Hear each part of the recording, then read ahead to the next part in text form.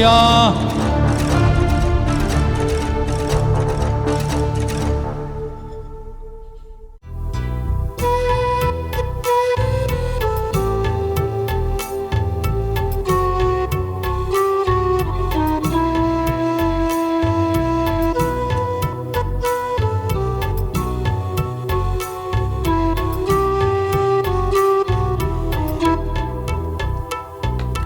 அக்கரைக்கு யாத்திரை செல்லும் சீயோன் வாசியே, அலைகளை கண்டு நீ பயப்படாதே. அக்கரைக்கு யாத்திரை செய்யும் சீயோன் வாசியே, அலைகளை கண்டு நீ பயப்படாதே. காற்றினையும் கடலினையும் அதட்டிடும் இயேசு இப்படகிலுண்டே. காற்றினையும் கடலினையும் அதட்டிடும் இயேசு இப்படகிலுண்டே. அக்கரைக்கு யாத்திரை செய்யும் சீயோன் வாசியே, அலைகளை கண்டு நீ பயப்படாதே. அக்கரைக்கு யாத்திரை செய்யும் சீயோன் வாசியே, அலைகளை கண்டு நீ பயப்படாதே.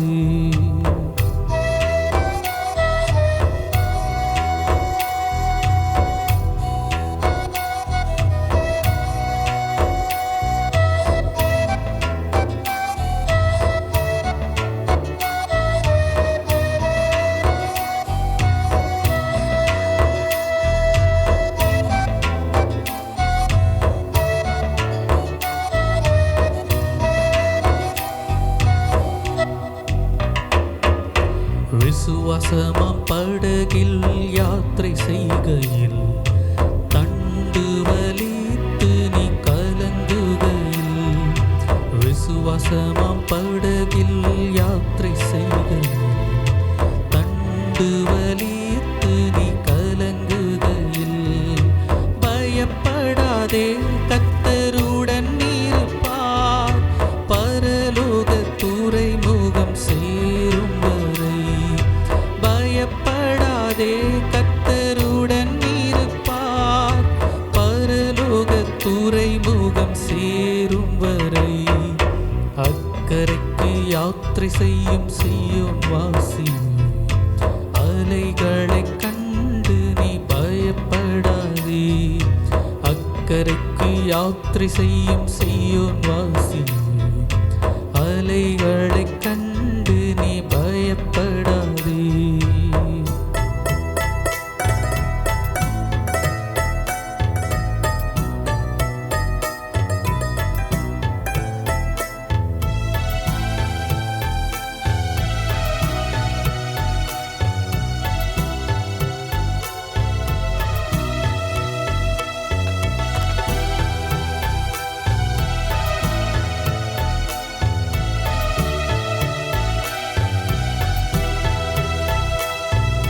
கவலை கண்ணீரங்கு இல்லையே, கலக்கமும் பயமும் இனி இல்லையே.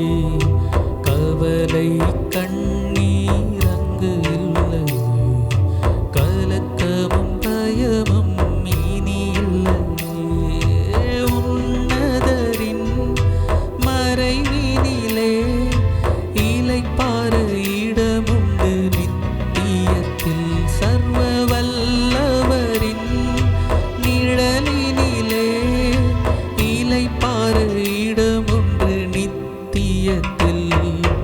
அக்கரைக்கு யாத்திரை செய்யும் சீயோன் வாசியே, அலைகளை கண்டு நீ பயப்படாதே.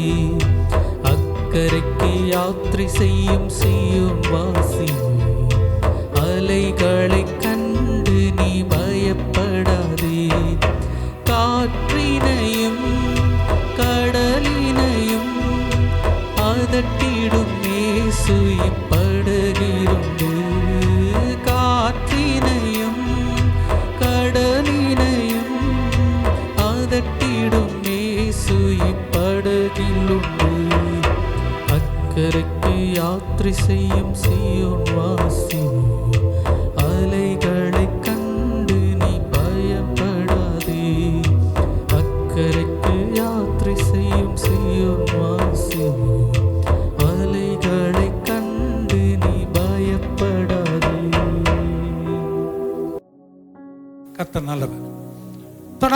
இந்த நாளிலும் வந்து கலந்து கொண்ட உங்கள் ஒவ்வொருவரையும் இயேசு கிறிஸ்துவின் நல்ல நாமத்தினாலே உங்களை வாழ்த்தி ஆசீர்வதிக்கிறேன்.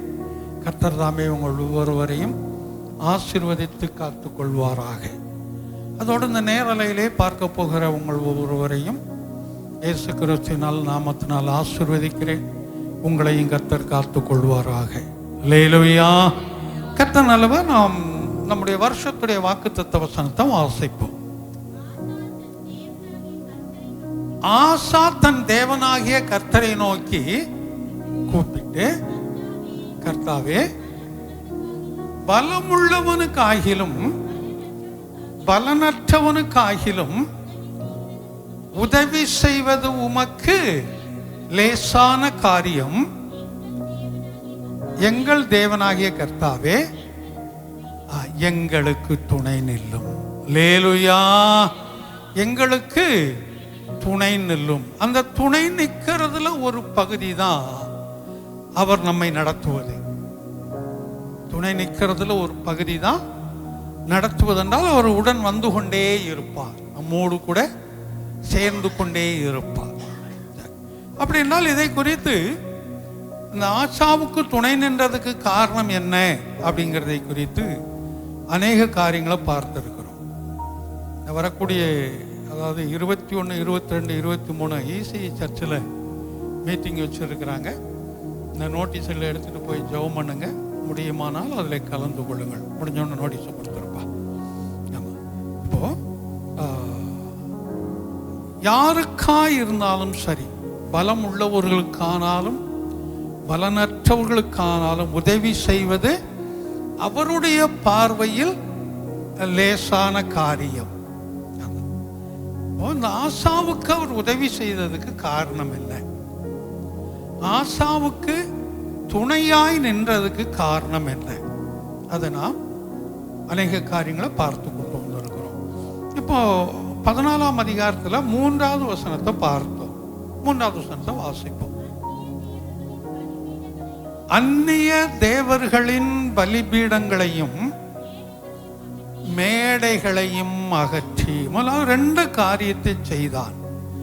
அந்நிய தேவர்களின் பலிபீடங்களை அகற்றி மேடைகளை அகற்றினான். பலிபீடம் என்றால் என்னன்னு பார்த்தோம். இடத்தின்படி பலி செலுத்தக்கூடிய ஒரு இடம். அது ஆவிக்குரியபடி என்னவாய் இருக்கிறது? அது 2-3 வார்த்தை. எப்படி? இருதயம். ஆமா. உள்ளத்திலிருந்து ஸ்தோத்திரங்களை எடுக்க வேண்டும், உள்ளத்திலிருந்து நன்றிகளை ஏறெடுக்க வேண்டும். அப்போ நம்முடைய இருதயமாய் இருக்கிறது, அதுதான் பலி. அங்கிருந்து பலி செலுத்த வேண்டும். உதட்டிலிருந்து வர்றது அல்ல, உள்ளத்திலிருந்து வர வேண்டும். மேடை என்றால் என்னன்னு பார்த்தோம். உயரமான ஒரு இடம், பெருமைக்கு ஒப்பாய் இருக்கிறது. வேற பாவத்திற்கு ஒப்பாய் இருக்கிறது. இது 2ஐயும் பார்த்தோம். அந்த ஓசியாவில் ஒரு வசனத்தை வாசித்தோம். 10:8 வாசிங்க. ஓசியாவில்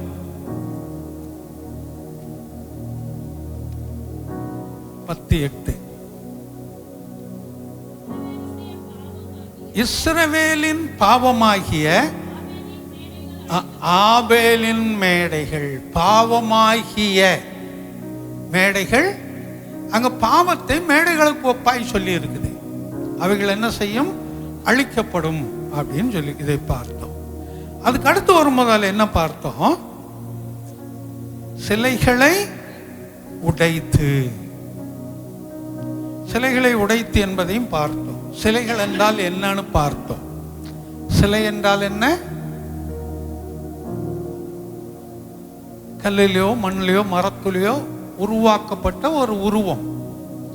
அது மனித உருவமாயிருக்கலாம், மச்சங்கள் உருவமாயிருக்கலாம், இல்லை பறவைகளாய் இருக்கலாம், இல்லை மிருகங்களாய் இருக்கலாம், இல்லை மரம், மண், செடி, கொடி எதுவாய் வேணுமானாலும் இருக்கலாம். அதுதான் சிலை. அப்போ பெருசா இருக்கிறத சிலை என்றும் சின்னதா இருக்கிற சொரூபம் என்றும் சொல்வார்கள். இவன் சிலைகளை எல்லாம் என்ன செய்தான்? உடைத்தான். ஒன்றை மறந்துடக்கூடாது, இதெல்லாம் எங்கு இருந்துச்சு? அவனுடைய தேசம் எந்த தேசம்? இஸ்ரவேலுடைய தேசம். தேவன் ஆளக்கூடியதான இஸ்ரவேல் ஜனங்களுக்குள்ளாய் இருந்த தேசம். அதை நம்ம மறந்து போகக்கூடாது. எங்கோ ஒரு இடத்தில் இருந்ததுங்கிறது இல்லை. அப்போ கர்த்தருடைய பிள்ளைகளுக்குள்ளா இது இருக்கிறது. அவைகளைத்தான் வேரோடு என்ன செய்ய வேண்டும்? பிடுங்கி போட வேண்டும். இங்க நம்ம வாசிக்கிறோம், சிலைகளை உடைத்தான். சிலை எதற்கு ஒப்பாய் இருக்கிறது? வணக்கத்திற்குரியதாய் இருக்கிறது. சிலை எதற்கு ஒப்பா இருக்குது? வணக்கத்திற்குரியதாய் இருக்கிறது.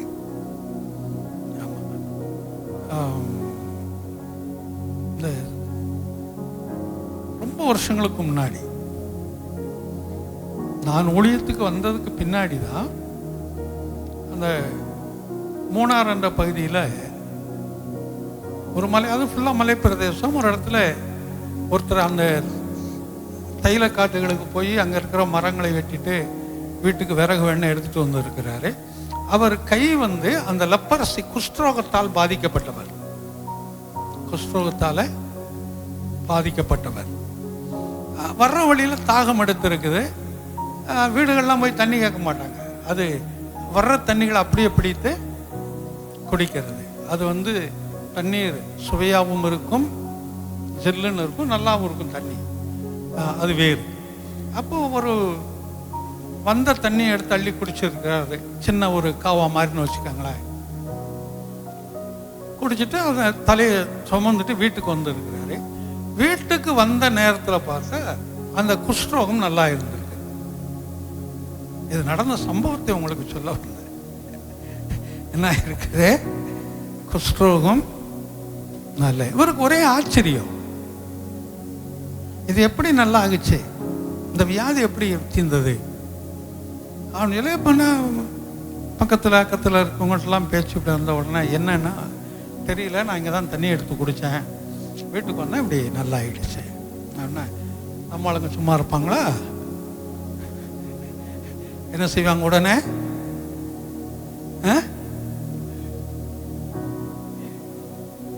வேலி போடுவாங்க. இது இது தெய்வ தண்ணி, இது சாமி தண்ணி. ஆமாம், அதனால் இதுக்கு என்ன செய்ய, ஒரு வேலியை போட்டு நான் வேலி போட்டு உடனே அங்கே கொஞ்சம் கடைகள் உருவாகிச்சு. ஜனக்கூட்டங்கள் வர ஆரம்பித்தாங்க. சூடம் சாம்பிராணி கொளுத்த ஆரம்பித்தாங்க. இது கொஞ்சம் ஒரு வாரம் 2 வாரத்தில் நடந்த சம்பவம். ஒன்று, இது ஜனக்கூட்டம் அதிகமாக இதில் இருந்ததுனால இன்னைக்கு இருக்கிற அளவுக்கு ரோடுகள் அன்றைக்கு அகலம் கிடையாது. அங்கே போனவங்களுக்கு தெரியும், சின்ன ஒரு பஸ் போனாலே அது தனியாக ஒரு இடத்துல ஒதுக்கி வச்சுருப்பாங்க. 1 கிலோமீட்டருக்கு பக்கத்தில் வர வண்டிகள் சைடு கொடுத்து போகிறதுக்குன்னு அந்த இடத்த வச்சுருப்பாங்க. அது தூரத்தில் வரும்போதே ஒன்று அங்கே நின்று கொள்ளணும், இல்லைன்னா அது ரிவர்ஸில் போய் அங்கே நிற்கணும். அப்படி சின்ன சின்ன ரோடுகள். டிராஃபிக் எல்லாம் ஜாம் ஆகுது இப்படி இருக்குன்னு சொல்லி அது கலெக்டர் வரைக்கும் போய் சப் கலெக்டர் பார்த்துருக்கிறார், இது என்னன்னு சொல்லி இந்த மாதிரி சம்பவம்னு சொல்லி இருக்கிறாங்க. இதில் அப்படியே அந்த தண்ணியை எடுத்து டெஸ்ட்டுக்கு அனுப்பு, தண்ணீரை எடுத்து பரிசோதனைக்கு அனுப்பிச்சிருக்கிறாங்க. அங்கே என்ன வந்திருக்குன்னா, இது நார்மலான தண்ணி தான், இதில் ஒன்றும் வித்தியாசம் இல்லை. சில வேளை அந்த நேரத்தில் ஏதாவது மூலிகை கலந்து வந்திருக்கலாம், மூலிகை கலந்து வந்திருக்கலாம். அந்த தண்ணீரை குடித்ததுனால இவருக்கு சுகமாயிருக்கு. இது சுகமாக்கக்கூடிய மூலிகை ஏதோ உனக்கு வந்திருக்கணும் அப்படின்னு சொல்லி ரிப்போர்ட் வந்தது. உடனே கலெக்டர் வந்தார், அந்த வேலையெல்லாம் பிடிங்கி போட சொல்லிட்டு நீ யாருங்க இருக்கக்கூடாது, ஓடுங்கன்னு வச்சு ஆரம்பிச்சிட்டாங்க. அப்போ நம்ம ஜனங்கள் ஒரு இடத்த என்ன செய்ய மாட்டாங்க, விட மாட்டாங்க. அதே பகுதியில் இன்னொரு இடத்துல நான் இருக்கும்போது, நானும் என்னுடைய அப்பாவும் இருக்கும்போது பக்கத்தில் இந்த ஒரு மரத்தை வெட்டிக்கிட்டு இருந்தோம். ஆனால் சின்ன ஒரு தண்ணி ஓடிக்கிட்டே இருக்கும், ஓடுற இடத்துல சின்ன தண்ணி கிடக்கும். அந்த பட்டைகள் விழுக விழுக, அந்த மரத்தோட துண்டு விழுக விழுக கொஞ்ச நேரத்தில் பார்த்தா உள்ளே கிடந்த மீன்கள்லாம் மிதக்க ஆரம்பிச்சிருச்சு. பெரிய மீன்கள் அல்ல சின்ன சின்ன மீன்கள் தான். அது ஏன்னு அதுக்கப்புறம் இந்த மரத்தில் இருக்கிற ஏதோ ஒரு சாகலை மிதந்துச்சு எல்லாமே அப்படியே. அப்போ இதில் இருக்கிற ஏதோ ஒன்று இதில் இருக்கு. இப்படி வித்தியாசமான மூலிகைகள் உண்டு. அதையும் தெய்வமாய் வணங்கக்கூடியவர்கள் இருக்கிறாங்க. அதுக்கு தான் நான் சொல்ல, அந்த வேற ஒன்றும் இல்லை. அப்போது அது ஒரு மலையை பார்த்தாலும் மண்ணை பார்த்தாலும் கல்லை பார்த்தாலும் மண்ணை பார்த்தாலும் மரத்தை பார்த்தாலும் செடியை பார்த்தாலும் கொடியை பார்த்தாலும் தெய்வமாய் வணங்கக்கூடியவர்கள் உண்டு. இங்கே வரும்போது சிலைகள் வணக்கத்திற்குரியது. அவைகளை இவன் என்ன செய்தானா? உடைத்தான். மேல உள்ளதெல்லாம் அகற்றினான். இதை உடைத்தான். எதை எப்படி செய்ய வேண்டுமோ அப்படித்தான் செய்ய வேண்டும். மறந்துடக்கூடாது. மோர், தயிர், தண்ணி எல்லாம் எப்படி சாப்பிடணும்? குடிக்கணும் அது இல்லையா? சரி. தேன் எப்படி சாப்பிடணும்? நக்கி தான் சாப்பிடணும். தேனை டம்ளரில் ஊற்றிக்கிட்டு இல்லை பாட்டில் ஊற்றிக்கிட்டு ஒன்றும் தூக்கி குடிக்க முடியாது. அதை கையிலையோ இல்லை தட்டிலையோ ஊற்றிக்கிட்டு நக்கி தான் சாப்பிடணும். எள்ளு எப்படி சாப்பிடணும்? எள்ளு எங்களுக்கு என்ன தெரியும்? அதெல்லாம் பார்த்தா தானே தெரியும். நாக்கில் போட்டு சாப்பிடணுமா? மற்றதெல்லாம் எதில் போட்டு சாப்பிட்றது? மற்ற இல்லை இல்லை தெரியாது யாருக்கு. அது ஆக்சுவலாக தெரியாது. யாரும் அதை சாப்பிட்டா தானே தெரியும். அது தெரியறதுக்கு வாய்ப்புகள் இல்லை. எள்ளை தொட்டு சாப்பிடணும். உள்ளங்கையில் போட்டு வச்சிருவாங்க, இல்லைன்னா ஏதாவது ஒரு தட்டில் போட்டு வச்சிருப்பாங்க. அதில் எச்ச தொட்டு அதில் தொட்டு இந்த விரல்ல ஒட்டி இருக்கிறத மட்டும் வச்சு சாப்பிடணும். எள்ளு அப்படி தான் சாப்பிடணும். ஏன்னு சொன்னால் இந்த எள்ளில் கண்ணுக்கு தெரியாத மண் நிறையா இருக்கும். அவங்க எவ்வளவுதான் அதை சுத்தப்படுத்தி வந்தாலும் சின்ன கல்லும் மண்ணை இருக்கும். அப்போ அதை ஃபில்டர் பண்ணுறதுக்கு அதை எப்படி தான் சொல்லணும்? அவன் சோறு எப்படி சாப்பிடணும்னு கேட்டால் நமக்கு தெரியும். டாக்டருங்க சொல்கிற மாதிரி நம்ம சாப்பிட முடியும்னு நினைக்கிறீங்க? ஒரு வாய் எடுத்து வைக்கணுமா, அதுக்கப்புறம் வாயை திறக்காம சாப்பிடணுமா, அதை நல்ல கூழாக அரைக்கணுமா, அதுக்கப்புறம் முழுங்கணுமா? அது ஒரு வாய் வச்சு சாப்பிட்ற நேரத்தில் நம்ம ஒரு தட்டு சோறை சாப்பிட்ருவோம். வான்கோழி முழுங்கிற மாதிரி லபக்கு லபக்கு லபக்கு லபக்குன்னு சாப்பிட்டு என்ன செய்வோம்? எந்திரிச்சிருவோம். நம்ம அவங்க சொல்கிற மாதிரி செய்யறதுக்கு முடியலை. சரி, அதெல்லாம் இருக்கட்டும். அப்போ என்ன சொல்கிறேன்? எதை எப்படி செய்ய வேண்டுமோ அதை அப்படி செய்யும் போது தான் அது நமக்கு நன்மைகளை கொண்டு வருகிறது. அதுதான் நான் சொல்ல வந்தேன்.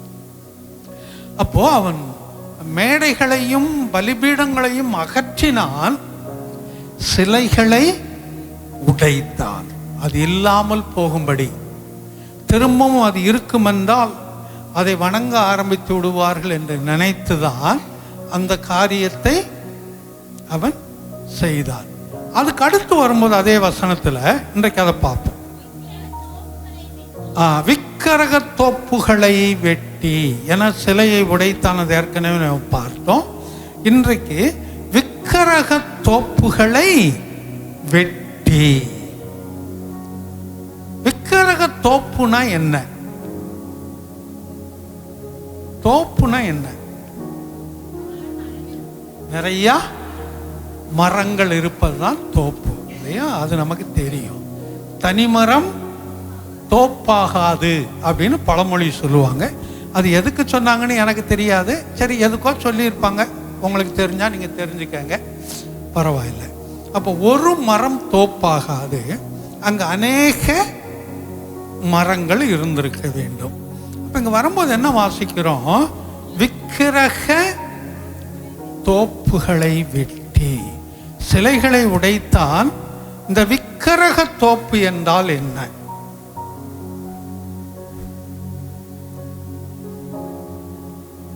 தோப்புக்கு நடுவில் விக்கிரகம் இருக்கும். வேற அது ஒரு குறிப்பு. அதில் ஆமாம், விக்கிரகத்தை அந்த தோப்புகளுக்கு நடுவில் விக்கிரகங்கள் இருக்கும். ஓரளவுக்கு இந்த கிராமப்புறத்துலேருந்து வந்தவங்க ஒரு சிலர் தவிர மற்றவங்க எல்லாமே கிராம பகுதியிலிருந்து வந்தவங்க. கிராமங்களில் இந்த ஊருக்கு ஒதுக்குப்புறத்தில் அந்த இந்துக்கள் கோயில் இருக்கும். நீங்கள் பார்த்தீங்கன்னா தெரியும். அந்த கோயில் வெறும் கோயில் சில இடத்துல இருக்கும். சில இடங்களில் எப்படி இருக்கும்னு சொன்னால் நிறைய மரங்கள் இருக்கும். அதில் அந்த இடத்துக்கு போனாலே நல்ல ஜில்லுன்னு இருக்கும். இன்னும் ஒரு ரீதியில் அந்த இடத்துக்கு போகும்போது என்ன இருக்கும் தெரியுமா? பயம் இருக்கும். அது ஏன் நமக்கு தெரியாது. அந்த இடத்துக்கு போகும்போது ஒரு பயம் இருக்கும். ஆனால் ஜில்லு நிறைய மரங்கள் இருக்கும். இந்த மரங்கள் மாத்திரம் இல்லை, அந்த கோயிலை சுற்றிலும் வேறு சிலைகள் நிறைய இருக்கும்.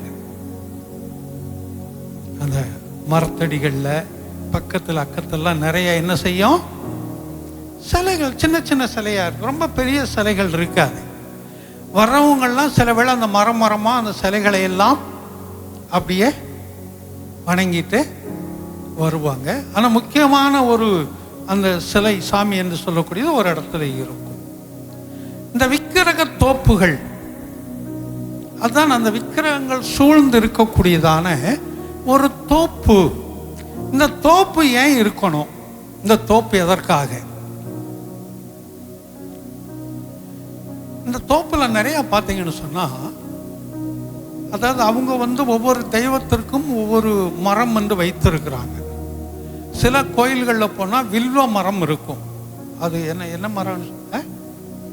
அதுக்கு என்ன பேர் சொல்லுவாங்க? அந்த மரம் இருக்கிறதுக்கு யாருக்கும் தெரியுமா? அவங்க அந்த கோயிலுக்கு பேர் சொல்லி என்னமோ ஒரு மரம்னு சொல்லுவாங்க. சில இடத்துல அரச மரம் இருக்கும், ஆலமரம் இருக்கும். இப்படி ஒவ்வொரு கோயிலுக்கும் ஒரு மரத்தை வச்சிருப்பாங்க. அதுக்கு அந்த கோயிலுக்குள்ள உரிமை ஏதோ ஒரு மரம் சொல்லுவாங்க, எனக்கு அது சரியா தெரியல. சில இடங்கள்ல எட்டி மரம் நிறைய இருக்கும். எட்டி மரம்னா என்னன்னு தெரியுமா? எட்டி மரம்னா தெரியுமாப்பா? எட்டி பிடிக்கிறது. எட்டி பிடிக்கிறதுக்கு பேர் தான் என்ன மரம்? எட்டி காய்த்தால் என்ன? ஈயார் தெரியாது. இது கூட தெரியாதுன்னா எப்படி? எட்டி காய்த்தார் என்ன, காய்த்தால் என்ன, ஈயார் வாழ்ந்தால் என்ன?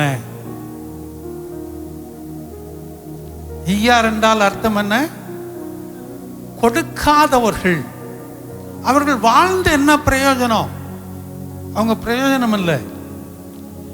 எட்டி பழுத்தால் என்ன? அந்த பழம் யாருக்கு பிரயோஜனம்?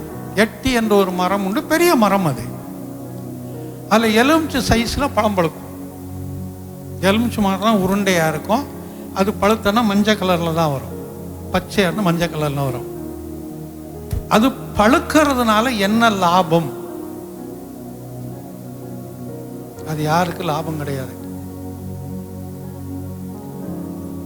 காக்கா குருவி கூட அந்த பழத்தை சாப்பிடாது. ஏன்னா அந்த அளவுக்கு அது பயங்கரமான இனிப்பு.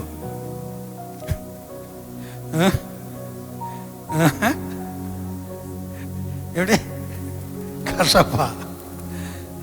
என்னமோ உச்சி முடி தூக்கிக்கிறதுன்னு சொல்லுவாங்களே, அந்த மாதிரி இருக்கும் அது. ஆமா, இந்த சிறியானங்க, இந்த வேப்பையில அந்த கசப்புகள்லாம் அதுக்கு பக்கத்தில் வராது. பயங்கர கசப்பு. ஆனால் ஒரு சில நாட்டு மருந்துகளுக்கு அதை பயன்படுத்துகிறாங்களாம். எல்லாத்துக்கும் பயன்படுத்த முடியாது. அதனால தான் பழமொழி சொல்லும்போது எட்டி காய்த்தால் என்ன, ஈயார் வாழ்ந்தால் என்ன. இந்த எட்டி மரங்களும் சில இடங்கள்ல உண்டு. சில இடங்கள்ல அந்த அரளி செடி, பின்ன அந்த கண்ணுக்கு வைப்பாங்களே சின்ன நாகவல்லியா, சின்ன பூ ஒன்று இருக்கும், 4 இலை விட்டு ஒன்று. இந்த கண்ணு பிரச்சனை கண்ணுக்கு வைப்பாங்க. இந்த மாதிரி சில பூச்செடிகளும் அந்த ஸ்தல மரமோ என்னமோன்னு ஒரு பேர் அது இருக்கும். இதெல்லாம் ஏன் அங்க வைக்கிறாங்க? இன்னைக்கு இருக்கிறது போல எல்லா அந்த ஊர்கள் எல்லாம் நெருங்கின ஊர்கள் கிடையாது, நெருங்கின இடங்கள் கிடையாது. ஊர்கள்லாம் மிகவும் தூரமாய் இருக்கும். பழைய நாட்டில் மயிலாப்பூரே கிராமமாக தான் இருந்திருக்குது. மயிலாப்பூரே ஆமாம், டி நகர் உருவாக்கப்பட்டது. வெள்ளைக்காரங்க காலத்தில் டி நகர் உருவாக்கப்பட்டது. பெரிய ஏரி, மயிலாப்பூர்லேருந்து டி நகர் வரைக்கும் ஏரி. அதை உருவாக்கி வெள்ளைக்காரங்க தான் டி நகரே உருவாக்கி இருக்கிறாங்க. வெஸ்ட் மாம்பலமெல்லாம் அன்னைக்கு எவன் இங்கே போய் இடம் வாங்குவான்னு சொன்னாங்களாம். அன்னைக்கு ஏரியா இருக்குது. இன்னைக்கு அங்கே போய் வாங்கலாம், நம்ம எவ்வளோ வேணாலும் வாங்கலாங்க நம்ம போய். இல்லை அப்படி. அப்போ சின்ன பூர்வீக இடங்கள் மாத்திரம் அன்னைக்கு இருந்தது. கோடம்பாக்கம், இது ராமமரலாம் அன்னைக்கு கிராமம். கோடம்பாக்கமே பெரிய கிராமம் அன்னைக்கு. இந்த மாதிரி இந்த முக்கியமான சில இடங்கள் புளியந்தோப்பு, கோயம்பேடு, ரவுடிசம் அடிதடி இருக்கிற எந்த இடமெல்லாம் பூர்வீக இடம் அன்னைக்கு பழைய நாட்கள். அதுக்கப்புறம் தான் டெவலப் ஆகி வந்தது. அப்போ இந்த ஊருக்கு ஒதுக்குப்புறமாய் வெளியில் அந்த கோயில்கள் இருக்கும். அப்படி வைக்கும்போது அந்த பகுதியில் இருக்கிறவங்க எல்லாம் அந்த இடத்திற்கு வந்து அதை வணங்கி விட்டு கடந்து போவார்கள். ரெண்டாவது, அனுதினமும் அங்கே போகக்கூடியவங்க கிடையாது. மாதத்தில் ஒரு நாள், வருஷத்தில் ஒரு நாள், விசேஷ நாட்கள், இப்படிப்பட்ட நாட்களுக்கு தான் அங்கே போவாங்க. அப்படி போகும்போது தூரத்திலிருந்து வரக்கூடிய ஜனங்கள் பலி கொடுக்கும்படியாய் ஆடு, மாடு, கோழி, புறா, எது வேண்டுமோ அதையெல்லாம் எடுத்துட்டு வருவாங்க. இங்க வந்து அந்த தெய்வத்திற்கு பலி கொடுத்து, தெய்வமா சாப்பிடுது, ஆமா சாமி பேரை சொல்லி பூசாரி சாப்பிட்றாங்க மாதிரி அங்கே பலி கொடுத்து அவங்க தான் சாப்பிட்டு வருவாங்க இல்லையா? அது பலி கொடுத்து போறவர்களெல்லாம் சேர்ந்து அதை சாப்பிட்டு வருவாங்க. அந்த ஜனங்கள் ஓய்வெடுப்பதற்கு இடம் வேண்டும். ஓய்வெடுக்கிறதுக்கு அது சில வேளை போன உடனே வந்துட மாட்டாங்க. 1 மணி நேரம் 1/2 மணி நேரத்தில் வந்துட மாட்டாங்க. ஆமாம், அங்கே நல்ல ஓய்வு இருக்கும், தண்ணிகள் இருக்கும், நல்ல ரெஸ்ட் எடுத்து இருந்துட்டு ஒரு நாள் முழுதும் செலவு பண்ணுவாங்க. ஏன்னா எல்லாரும் அங்கே வந்து சேருவாங்க. அப்படியே அவர்கள் நேரங்களை கழிப்பதற்கும் ஓய்வெடுப்பதற்கும் மரங்கள் தேவை, நிழலுக்காக. அதுக்காக அந்த மரங்களை வச்சிருந்தாங்க. இந்த மரங்களை வைக்கும்போது மருத்துவ குணமுள்ள மரங்களை வைத்திருந்தார்கள் முன்னோர்கள். அது ரொம்ப முக்கியம். ஏதோ ஒரு மரத்தை வைத்தார்கள் சொல்லி மருத்துவ குணமுள்ள மரங்களை அவர்கள் நாட்டினார்கள். போரூரில் ஒரு நர்சரி இருக்குதான், 300 ரூபா கொடுத்தா 10 மூலிகை செடி தர்றாங்களாம். 10 ரூபா கொடுத்தா எத்தனை மூலிகை? 300 ரூபா, 299 ரூபா கொடுத்தா 10 மூலிகை செடி தர்றாங்களாம். அவர் இருக்கு அந்த இது, வேணா போய் பாருங்க, அங்கே இருக்குது போரூரில். சரி, இப்போ நான் என்ன சொல்ல வரேன்னா, மூலிகை மரங்களை வைத்திருந்தார்கள். அது எதற்காக? ஜனங்கள் போகும்போது ஓய்வெடுப்பதற்காகவும், அதோடு அவர்கள் சமைத்து அங்கே சாப்பிடணும். இப்படிப்பட்ட நிலைமைக்கு இந்த ரோட்டு பைபாஸில் பார்த்தீங்கன்னா, இந்த ரோட்டுக்கு நடுவில் ஒரு செடி ஒன்று நட்டியிருப்பாங்க. இப்போ எல்லா அந்த பைபாஸ்களையும் பார்த்தீங்கன்னா ரோட்டுக்கு நடுவில் ஒரு செடி இருக்கும். அந்த செடி என்ன செடி தெரியுமா? அரளி செடியில், அரளி செடி மாதிரியே வேற ஒரு செடி. அது அரளி செடி மாதிரியே வேற ஒன்று. அதுக்கு எங்கேருந்து தண்ணி ஊற்றுறாங்க? எப்போ தண்ணி ஊற்றுவாங்க? காரில் கொண்டு வந்து ஊற்றுவாங்களா? காரில் கொண்டு வந்து தண்ணி ஊற்றிடும். லாரி இல்லையா? ஒரு லாரியில் கொண்டு வந்து தண்ணி ஊற்றிடும். ஒரு தண்ணி வண்டியில் எவ்வளோ நாளைக்கு ஊற்றுறாங்க? அதை வச்சு ஒரு குறிப்பிட்ட நாளைக்கு ஊற்றுவாங்க, வேர் பிடிக்கிறதுக்கு. அதுக்கப்புறம் தண்ணி ஊற்ற மாட்டாங்க. அந்த செடி காலப்போக்கில் பார்த்தீங்கன்னா கருப்பாக தெரியும் உங்களுக்கு. அந்த இலையெல்லாம் கருப்பாய் மாறும். ஆனால் மேலே போகிறதெல்லாம் போய்கிட்டே இருக்கும். ரோட்டில் போகக்கூடியதான அந்த புகை, வாகன புகைகள்லாம் அதை ஒட்டி கருப்பாக மாறும். ஆனால் அந்த செடி வளர்ந்துக்கிட்டே இருக்கும். அதற்கு அந்த தண்ணீர் தேவையில்லை, ஒரு முறை வச்சுட்டா போதும் வளர்ந்து கொண்டே இருக்கும், தண்ணீர் அது போய்கொண்டே இருக்கும்.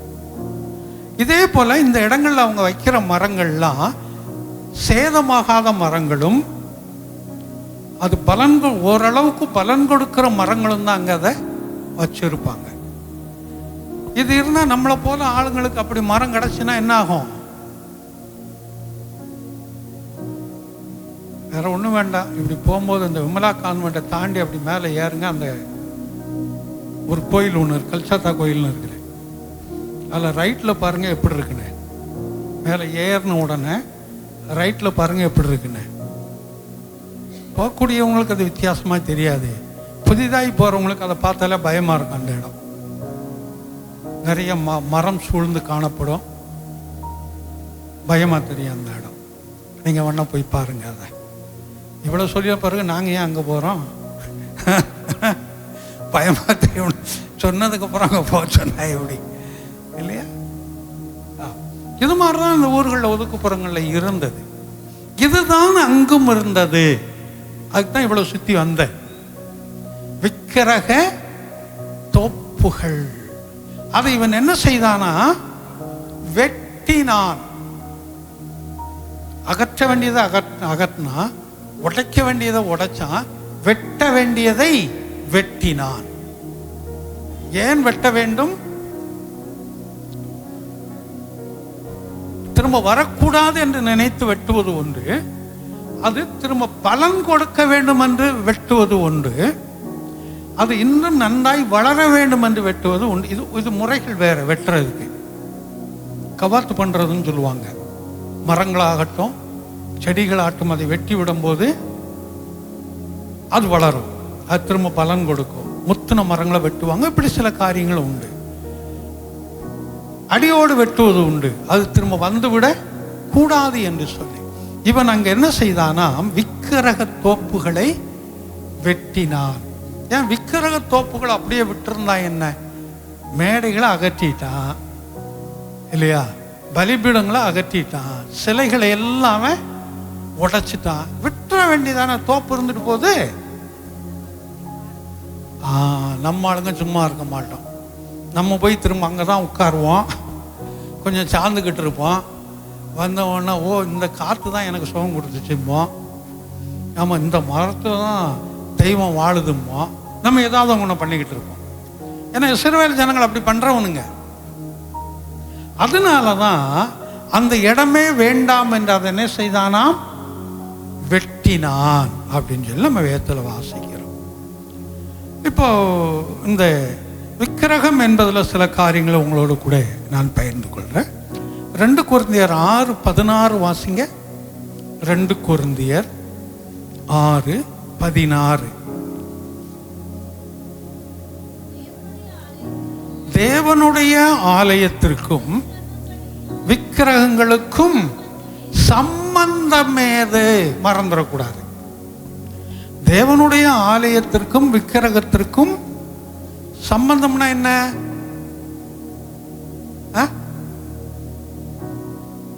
சம்பந்தம்னா என்ன? தொடர்பு. ஆமா, தொடர்பு. சம்பந்தம் கலக்கிறதுங்கிறது வேற. சம்பந்தம் கலக்கிறதுனா என்ன?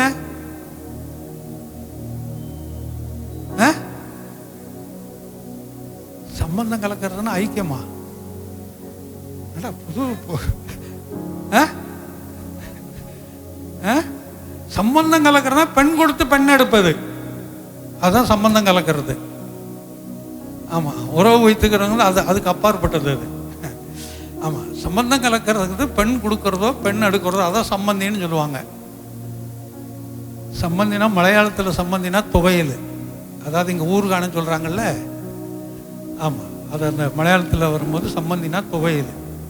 அதை துவையலை பயன்படுத்துறதுனால தான் சம்பந்தின்னு பேர் வந்துச்சா என்னன்னு தெரியாது. சரி, ஏதோ ஒன்று, அதுக்குள்ள நான் கடந்து போக விரும்பலை. அப்போ ஆலயத்திற்கும் விக்கிரகத்திற்கும் சம்பந்தமேது. ஆலயத்திற்குள்ளாய் கொண்டு வந்து சிலைகளை நிறுத்துவதற்கும் அதற்கும் என்ன தொடர்பு இருக்குது? இஸ்ரவேல் ஜனங்கள் வாழக்கூடியதான இடத்திலே விக்கிரகத்திற்கும் விக்கிரக தோப்புக்கும் என்ன சம்பந்தம் இருக்கிறது. இவைகள் எல்லாவற்றையும் அங்கே அவன் தகர்த்து போட்டான். அப்ப நாம் தேவனுடைய ஆலயமாய் இருக்கிறோம் என்று நம்மை குறித்து சொல்லி இருக்குது. அப்ப தேவனுடைய ஆலயமாய் இருக்கிற நமக்குள்ளாய் விக்கிரகத்திற்கு என்ன சம்பந்தம் இருக்கிறது? தொடர்பு இல்லை என்பதுதான் அங்கே அர்த்தம். கீழே அப்படியே நீங்க வாஸ்து வருமா நிறைய காரியங்களை போட்டிருக்கல. சரி, அதை வேணா வாஸ்துருவோமே. வாசிங்க. நான் அவர்களுக்குள்ளே வாசம் பண்ணி அவர்களுக்குள்ளே உலாவி அவர்கள் தேவனாய் இருப்பேன். நான் அவர்களுக்கு உள்ளாய் உலாவுவேன். அவர்களோடு உலாவுவேன்னு போட்டிருக்குதா? என்ன போட்டிருக்குது? மறந்துடக்கூடாது. அதுக்குதான் சொல்ல வந்தேன். அவர்களோடு உலாவுவது என்பது வேறு, அவர்களுக்குள்ளாய் உலாவுவது என்பது வேறு. அப்போ இவர் தேவன் என்ன செய்கிறாரா? அவர்களுக்குள்ளே உலாவி அவர்கள் தேவனாயிருப்பேன். மேலோட்டமா நான் இல்லை, அவர்களுக்கு உள்ளாய் நான் இருப்பேன். கிறிஸ்தவன் என்றால் யார்?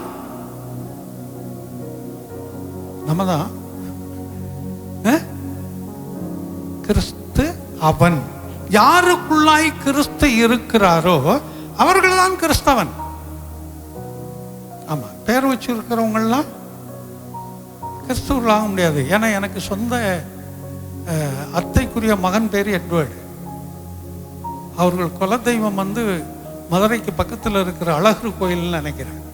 அழகர் சாமி அந்த ஏரியாவில் பிரபலமான கோயில் ஒன்று. அதுதான் அவங்க குலதெய்வம்னு நினைக்கிறேன். ராமரை வழிபடுவார்கள்.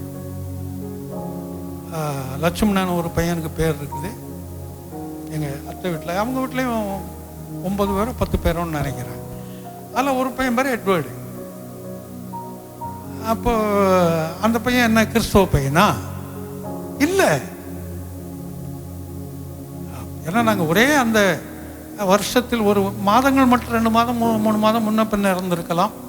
ஆகினால் அந்த பெயர்களை மூன்று வீட்டில் 2 அத்தை வீட்டில் 2 பையங்களுக்கு இருக்கும், எனக்கு ஒன்று. அதில் ஒரு பையன் ஊழியக்காரனாக இருக்கிறான் மதுரையில், அது வேறு. இப்போ என்ன சொல்ல வர்றேன் அப்படின்னு சொன்னால், தேவன் அவர்களுக்குள்ளாய் உலாவ வேண்டும். தேவன் நமக்குள்ளாய் என்ன செய்ய வேண்டும்? வாசம் பண்ண வேண்டும். அப்ப கிறிஸ்தவன் என்றால் கிறிஸ்து அவர்களுக்குள்ளாய் இருக்க வேண்டும். அவன்தான் கிறிஸ்தவன். பெயர் வைக்கிறதுனால அவன் கிறிஸ்தவன் இல்லை. பேர் யார் வேணாலும் எப்படி வேணாலும் வைக்கலாம். ஆமா, இப்ப இந்த ஜோதிங்கிற பேர் பொது பேர். அது ஆண்களுக்கும் வைப்பாங்க, பெண்களுக்கும் வைப்பாங்க, கிறிஸ்தவர்களும் வைப்பாங்க, இந்துக்களும் வைப்பாங்க. அதை ஜோதிங்கிறது. மணி, இது சில பொது பெயர்கள் இப்படி இருக்குது. இது ஆண்கள் பெண்களுக்கு இருக்கும். அதே போல எந்த தெய்வத்தை வணங்கக்கூடியவர்கள் வேணுமாலும் அது வைத்திருப்பார்கள், அது வேறு. அப்ப பெயர் வைக்கிறதுனால அது சொந்தமாகாது. தேவன் அவர்களுக்குள்ள என்ன செய்ய வேண்டும்? உலாவ வேண்டும். அவர் உலாவினால் என்ன ஆகுங்கிறத அதிலே வாசிக்கிறோம். அவர்கள் என் ஜனங்களாய் இருப்பார்கள். எப்போ அவரை நமக்குள்ளாய் ஏற்றுக்கொள்ளுகிறோமோ அப்பொழுது நமக்குள்ளாய் இருக்கக்கூடிய இருள் வெளியிலே போகிறது. அவர் நமக்குள்ளாய் வாசம் பண்ணுகிறார். அவருடைய ஜனமாய் மாற்றப்படுகிறோம். தொடர்ந்து வாசிப்போம். என்று சொன்னபடி நீங்கள் ஜீவனுள்ள தேவனுடைய ஆலயமாய் இருக்கிறீர்கள். அல்லேலூயா. ஆமா, நம்மெல்லாம் ஜீவனுள்ள தேவனுடைய ஆலயம். மறந்து போகக்கூடாது. ஏனென்றால் அவர் நமக்குள்ளாய் வாசம் பண்ணுகிறார். தொடர்ந்து வாசிப்போம். ஆனபடியால் நீங்கள் அவர்கள் நடுவில் இருந்து புறப்பட்டு பிரிந்து போய் அசுத்தமானதை தொடாதிருங்கள். எதுல இருந்து பிரிஞ்சு போனா 14வது வருஷத்துல இருந்து வாசிச்சா தான் கொஞ்சம் உங்களுக்கு தெளிவு கிடைக்கும். 14 வாசிப்போமே. அந்நிய நுகத்திலே அவிவிசுவாசிகளுடன் உலகத்தில் இருக்கிற அந்நிய விசுவாசிகளோடு நாம் பழக்கம் வைத்துக் கொள்வது நல்லது. அவர்களோடு நாம் பழக்கம் வைத்துக் கொள்ள வேண்டும். அவர்களோடு நட்பு வைத்துக் கொள்ளலாம். ஆனால் ஐக்கியம் கூடாது. ஐக்கியம் என்பது வேறு, நட்பு என்பது வேறு. மறந்துடக்கூடாது. அந்நிய ஜனங்களோடு நாம் பழக்கம் வைத்துக் கொள்ளும் போது, நெருக்கம் வைத்துக் கொள்ளும் போது, நம்முடைய சாட்சிகளை பார்த்து அவர்கள் இயேசுவை அறிந்து கொள்ளலாம். அவர்களுக்கு சத்தியத்தை சொல்லலாம். உலகத்தில் வாழும் வரைக்கும் நான் பிரிந்திருக்கிறேன் என்று யாரும் இருக்க முடியாது. ஆனால் அவர்களோடு ஐக்கியம் வைத்துக் கொள்வதுதான் தவறு. ஐக்கியம் என்பது வேறு, தொடர்பு என்பது வேறு. இங்க அந்நிய நுகத்தோடு நீ என்ன செய்யாத, பிணைக்கப்படாத, அவங்களோடு இணைஞ்சிராத. அதுதான் இங்க சொல்லி இருக்குது. தொடர்ந்து அடுத்து, நீதிக்கும் அநீதிக்கும் சம்பந்தம் எது? ஒண்ணு நீதி இருக்கணும், இல்ல அநீதி இருக்கணும். இது ரெண்டும் அங்க இணைஞ்சு இருக்க முடியாது. ஆமா, ரொம்ப நாளைக்கு முன்னாடி ஒரு இடத்துல ஒரு விருகம்பாக்கத்தில் இருக்கார் ஒருத்தர். அவரு ஒரு சபையில இருந்து வெளியில வந்து, அவருக்கு ஏதோ நேரம் கொடுக்கலையா, அதனால வெளியில வந்து தனியா சபை ஆரம்பிச்சிட்டாரு. சபை நடத்திக்கிட்டு இருக்கிறாரு. நான் இப்போ 10-30 வருஷத்துக்கு முன்னாடி உள்ளது சொல்றேன். அவர்கிட்ட கேட்டேன் ஒரு தடவை. அவர் கேட்டார், ஐயா நீங்க எப்படி ஞானஸ்நானம் கொடுக்குறீங்க? நான் சொன்னேன், பிதா குமாரன் பரிசுத்தாவி நாமத்தினால் கொடுக்கணும், அதுதான் உண்மை அப்படின்னு. அவர் இந்த ஒன்லி ஜீசஸ்ன்னு அதில் இருக்கிறவர், இயேசுவின் நாம மாத்திரம் அவங்க எடுத்துக்கொள்வாங்க, மற்றது எடுத்துக்கொள்ள மாட்டாங்க. அதுக்கப்புறம் அவர் சொன்னார், இந்த பிரச்சனை வரும்னு தாயா நான் பிதா குமாரன் பரிசுத்தாவி நாமத்தினாலே இயேசுவின் நாமத்தினால கொடுக்குறேன், ரெண்டையும் சேர்த்து கொடுத்துருவாங்க அப்படின்னாரு. அப்போ ரெண்டும் அங்கே என்ன செய்ய முடியாது. 1983 நான் சென்னைக்கு வந்த சமயம் மயிலாப்பூரில் என்னுடைய தம்பி அங்கே தங்கியிருந்தான். கவர்மெண்டில் ஒர்க் பண்ண சித்தப்பா பையன், அவனோட ரூமில் தங்கியிருந்தேன். ஆர்டிசி பில்டிங்னு ஒன்று இருந்துச்சால, அதில் எல்லாம் அந்த பசங்க தங்கியிருந்த இடங்க. கீழே வந்து நல்லி சில்க்கும், மேலே அந்த ரூம் இருந்தது. அப்போ நாங்கள் இருந்த ரூமுக்கு பக்கத்தில் சினிஃபீல்டில் இருந்த பாண்டியன்னு ஒருத்தர் இருந்தார். அவர் ஒரு சம்பவம் சொன்னார், அது வேறு. அவர் பெட்டியை திறந்தா நிறைய ஃபோட்டோ வச்சுருப்பார். அதில் அப்போல்லாம் ட்ரங்க் பெட்டிக்கு தான், சூட்கேஸ் எல்லாம் கிடையாது, இரும்பு பெட்டிக்கு தான். அது திறந்தா எல்லா சாமி ஃபோட்டோவும் இருக்கும், அதில் ஏசுனார் ஃபோட்டோவும் இருக்கும், முஸ்லீம் ஃபோட்டோ எல்லாம் வச்சுருப்பார். கேட்டால் என்ன சார் இவ்வளோ வச்சுருக்கிறீங்க அப்படின்னா, சார் ஒன்று கைவிட்டால் ஒன்று தூக்கி விடாது, அதுக்கு தான் சார் இதெல்லாம். ஒன்று கை விட்டாலும் ஒன்று தூக்கி விடுமா, அதுக்கு தூக்கி விடும்னு இது தூக்கி விடும்னு அது மொத்தமாக போயிடுச்சுன்னா என்ன செய்கிறது? அவர் சொன்ன வார்த்தைகள் அது எனக்கு ஞாபகத்தில் இருந்து கொண்டிருக்குது. ஆனால் தான் அவர் சொல்ல வந்தேன், வேற ஒன்றும் இல்லை. அப்போ இங்கே வரும்போது என்ன வாசிக்கிறோம்? நீதிக்கும் அநீதிக்கும் ஏதாவது ஒன்று தான் இருக்கணும். அங்கே ஒன்று நீதி இருக்கணும், அநீதி இருக்கணும். ரெண்டும் சேர்ந்து இருக்கவே முடியாது. தொடர்ந்து வாசிப்போம். ஒளிக்கும் இருளுக்கும் ஐக்கியம் ஏது? ஒன்று இருள் இருக்கணும், இல்லைன்னா வெளிச்சம் இருக்கணும். இது ரெண்டும் அங்கே சேர்ந்து இருக்கவே முடியாது. அது ரெண்டுக்கும் ஐக்கியம் கிடையாது, ரெண்டுக்கும் சம்பந்தம் கிடையாது. ஆமா, ஒன்று இருளாய் இருக்க வேண்டும், இல்லை என்றால் வெளிச்சமாய் இருக்க வேண்டும். இது ரெண்டும் இணைந்து அங்கு இருக்கவே முடியாது. ஆமா, தொடர்ந்து வரும்போது கிறிஸ்துவுக்கும் பேலியாளுக்கும், பேலியாள் நாங்க யாரை சொல்லி இருக்குது? பிசாசை சொல்லி இருக்குது. பேலியாளின் பிள்ளைகள் என்று சொல்லப்பட்டிருக்கும். பேலியாள் என்றால் பிசாசுக்கு ஒப்பாய் சொல்லப்பட்டிருக்குது. அப்ப கிறிஸ்துவுக்கும் பிசாசுக்கும் ஐக்கியம் ஏது? ஒன்று பிசாசு பிள்ளையா இருக்கணும், இல்லை இயேசுவின் பிள்ளையா இருக்கணும். அதான் இங்க சொல்லி இருக்குது. தொடர்ந்து அவிசுவாசிகளோடு விசுவாசிக்கு பங்கேது? ஒன்று அவிசுவாசி விசுவாசியாய் மாற்றப்பட்டிருக்க வேண்டும். இல்லை என்றால் அந்த விசுவாசி அவனோடு தொடர்பாக இருந்தால் அவளோடு போய்விட வேண்டும் அவனோட. அவள் 2 பேரும் ஒன்று சேர்ந்து இருக்க முடியாது. 2 பேரும் இணைந்து இருக்க முடியாது. ஆமா, அதான் இங்க வாசிக்கிறோம். அது வாசித்து நான் வரும்போது தேவனுடைய ஆலயத்திற்கும் எத்தனை காரியங்கள் அங்க கோடிட்டு அப்படியே சொல்லி வருது. அப்போ எதோடு எது தொடர்புல இருக்க முடியுமோ அதுதான் இருக்க முடியும். மற்றதை கொண்டு வந்து அதில் சேர்க்க முடியாது.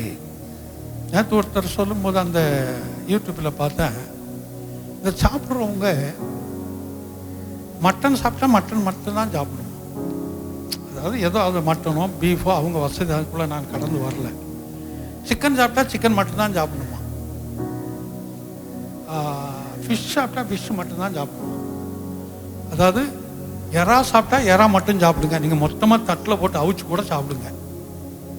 மீன் சாப்பிட்டா மீன் மட்டும் சாப்பிடணும். முட்டை வச்சா முட்டை மட்டும் சாப்பிடணும். அந்த நான்வெஜ்ஜில் இருக்கிறதெல்லாம் கலப்படம் பண்ணி சாப்பிடக்கூடாதுங்கிறாரு. நமக்கு ஒத்து வருமாதே? விருந்துன்னு கூப்பிட்டா, நம்மளை கூப்பிட்டா இல்லை நம்ம கூப்பிட்டா என்ன செய்யறோம்?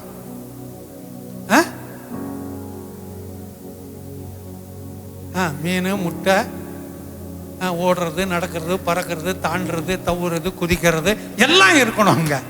இல்லைன்னா இது என்ன விருந்தும்பாங்க, இது என்ன விருந்தும்பாங்க. இதெல்லாம் வச்சு சாப்பிட்டா தான் நமக்கு சாப்பிட்ட மாதிரி இருக்கும். அவர் அந்த ஆள் சொல்றாரு, அவர் சொல்ற மாதிரி நம்ம செய்ய முடியுமா? முடியாது. அவர் சொல்றாரு அது வேறு. அப்போ எது இணைந்து இருக்காது என்பது ஒன்று சாப்பாட்டுகள்லையும் இருக்குது. எது இணைந்து இருக்க வேண்டும் என்பதும் இருக்குது. அப்போ இங்க வரும்போது நாம் தேவனுடைய ஆலயமாய் இருக்கிறபடியினால் விக்கிரகம் அதற்குள்ளாய் இருக்க கூடாது. இந்த விக்கிரகம் சிலைக்கும் பெரிய ஒரு வேறுபாடு இல்லை. கொஞ்சம் தான் விக்கிரகத்திற்கும் சிலைக்கும் வேறுபாடு இருக்க வேண்டும், பெரிய வேறுபாடுகள் இருக்காது. அப்போ விக்கிரக வழிபாடு என்றால், சிலை வழிபாடு என்றால் என்ன? விக்கிரக வழிபாடு என்றால்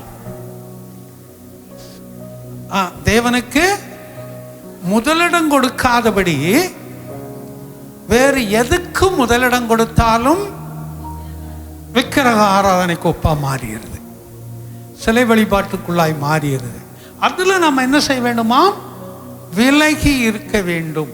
அதற்கு நாம் நீங்கி இருக்க வேண்டும். அதைத்தான் இங்க நமக்கு கோடிட்டு சொல்றாரு. அப்போ நாம் தேவனுடைய ஆலயமாய் இருக்கிறபடியினால் அவர் நமக்குள்ளாய் உலாவுகிறபடியினால் நம்முடைய இருதயம் எப்படி இருக்கிறது? வெளிச்சமாய் இருக்கிறது. நானே உலகத்திற்கு ஒளியாய் இருக்கிறேன் என்று சொன்னவர். ஆமா, இந்த முழு இருட்டும் போகணும்னு சொன்னா என்ன செய்யணும்? ஒரு வீட்டுக்குள்ள முழு இருட்டும் போகணும்னா என்ன செய்யணும்? லைட்டு போடணும். அதான் சொல்லுவீங்கன்னு நினைச்சேன். கரண்ட் போயிடுச்சு,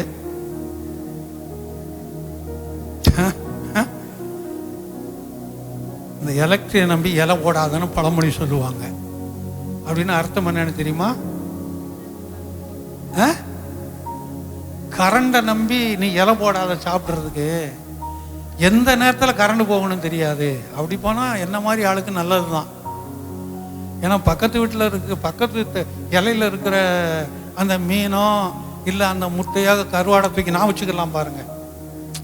இருட்டில் யாருக்கும் தெரிய போகிறது ஒன்றும் இல்லை. இல்லை, அது தூக்கி இங்கே வச்சுக்கிட்டு எங்கே காணும் நானும் சேர்ந்து தேட வேண்டியது தான். இது பொதுவாக வீடுகளில் நடக்கும். நீங்கள் பார்த்தீங்கன்னா தெரியும். எல்லார் குடும்பத்திலையும் இப்போ நடக்குதான்னு இல்லை, அப்போ நடக்கும். ஆமாம், பக்கத்தில் இருக்கிற தட்டில் நம்ம தட்டுக்கு வந்துடும், இல்லை நம்ம தட்டில் இருக்க அங்கே போயிடும். சிலவில் ஒரு கையில் மறைச்சி வச்சுக்கிட்டு என் தட்டில் இல்லை பாரு அப்படிம்பாங்க. இல்லை சாப்பாட்டுக்குள்ள போட்டு வச்சு அதை மூடி வச்சுட்டு பாரு, இல்லைன்னு இல்லை பாரும்பாங்க. இதெல்லாம் ஒரு இனிமையான நாட்கள். இன்றைக்கு அதெல்லாம் என்ன கிடையாது. இன்றைக்கு போயிடுச்சு, அதெல்லாம் கிடையாது. அதெல்லாம் அந்த பழைய நாட்களில் இருந்ததான இனிமையான நாட்கள். அப்போ அந்த இருள் போக வேண்டும் என்றால் ஒரு சின்ன தீக்குச்சியை கொளுத்துனா போதும். சின்ன தீக்குச்சி, அது எவ்வளவு பெருசு இருக்குது இல்லை? அது வந்து இவ்வளவு பெருசு கொண்டு வந்துட்டாங்க, பேப்பர்ல சுத்தி மெழுகு போட்டு. முன்னாடியாவது நீளமா இருக்கும், இப்பவும் இருக்கு, இவ்வளவு நீளம் உள்ளது இருக்குது. கேஸ் ஸ்டவுக்குன்னு பற்ற வைக்கிற மாதிரி நீளம் இருக்குது, இது இவ்வளவு நீளத்துலயும் இருக்கு. இவ்வளவு நீளம் அந்த குச்சியை பற்ற வச்சிங்கன்னா போதும், அந்த வீடு முழுவதும் வெளிச்சமாய் தெரியும். அதுக்கப்புறம் நீங்க வேற எதுவும் பற்ற வைக்கிறதுங்கிறது அடுத்தது, சின்ன ஒண்ணு. அதே போல அந்த இயேசுவானவர் நம்முடைய உள்ளத்திற்குள் வந்து விடுவார் என்றால் நம்முடைய இருதயம் என்னவாய் மாறுகிறது? வெளிச்சமாய் மாறுகிறது, பிரகாசமாய் மாறுகிறது. இருள் என்று சொல்லக்கூடிய பாவம், இருளுக்கு ஒப்பாய் இருக்கிற வியாதிகள், இருளுக்கு ஒப்பாய் இருக்கிற போராட்டங்கள், இருளுக்கு ஒப்பாய் இருக்கிற வறுமைகள், இருளுக்கு ஒப்பாய் இருக்கிற துன்பங்கள், கஷ்டங்கள், கண்ணீர்கள் எல்லாம் நம்முடைய இருதயத்தை விட்டது விலகி போகும். அந்த ஒளி நம்முடைய இருதயத்திற்குள்ளாய் என்ன வேண்டும்? வர வேண்டும். விக்கிரகமாகிய இருள் வெளியே போனோம், இயேசுவாகிய வெளிச்சம் உள்ளே வர வேண்டும். அதனாலதான் அவர் சொல்றாரு, நான் உள்ளே உலாவுகிறேன். அல்லேலூயா. அப்ப நாமெல்லாம் யாராய் இருக்கிறோம்? ஆமா, இங்க வாசித்த அதாவது அந்த நம்ம நாளாகமத்தில் வாசித்த வேத வசனத்தின்படி வெட்டப்பட்ட விக்கிரகத்தோப்பு, வெட்டப்பட்ட விக்கிரகத்தோப்பு, அந்த இடத்துல இருந்த விக்கிரகத்தோப்புகளை எல்லாம் அவன் அகற்றினான். அப்ப நம்முடைய உள்ளத்துல கிடக்கிற அந்த விக்கிரகங்களுக்கு ஒப்பாய் இருக்கக்கூடியதான, தேவனுக்கு விட்டு வேறு காரியங்களுக்கு முதலிடம் கொடுக்கக்கூடியதான எல்லா காரியங்களையும் நம்மை விட்டு அகற்றுவோம் என்றால் நம்முடைய வாழ்க்கையில ஒரு மெய்யான ஒளி இருந்து கொண்டே இருக்கும். அந்த மெய்யான ஒளி அவர் நமக்கு உதவி செய்வது. அல்லேலூயா. அவர் நமக்கு துணையாய் இருப்பது. அல்லேலூயா. அவர் நமக்கு எப்பொழுதும் துணையாய் இருந்து கொண்டே இருப்பார். ஏன்னா அவர் நமக்குள்ளாய் வாசம் பண்ணக்கூடியவர். இந்த வார்த்தைகளை கர்த்தர் ஆசீர்வதிக்கட்டும். வரக்கூடிய நாட்கள்ல இதை நாம் அப்படியே தொடரும்.